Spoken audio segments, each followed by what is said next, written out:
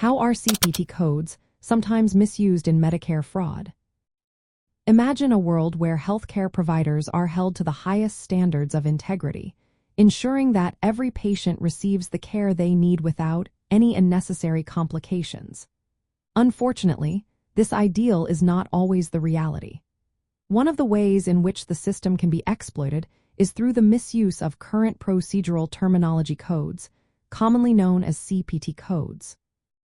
These codes are essential for billing and documenting medical services, but they can also be manipulated for fraudulent purposes. In some cases, healthcare providers may intentionally use incorrect CPT codes to inflate the complexity or cost of a service rendered. For instance, a provider might bill for a more expensive procedure than what was actually performed, leading to higher reimbursements from Medicare. This practice not only harms the Medicare system but also contributes to rising healthcare costs for everyone. Another method of misuse involves upcoding, where a provider assigns a CPT code that reflects a higher level of service than what was actually provided. For example, if a simple office visit is coded as a comprehensive evaluation, the provider receives a higher payment, which is both unethical and illegal. This can occur due to a lack of oversight or a deliberate attempt to deceive. Additionally, some providers may engage in unbundling, which is the practice of billing separately for services that should be included in a single code.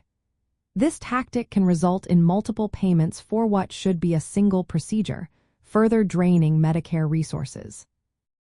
It is important to note that not all discrepancies in billing are due to fraud.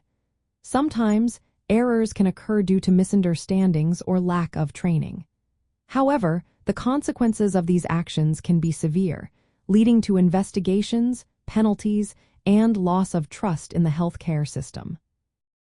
As we navigate the complexities of healthcare billing, it is essential for providers to maintain transparency and adhere to ethical practices. By doing so, they can help ensure that Medicare remains a valuable option for those who rely on it for their medical needs.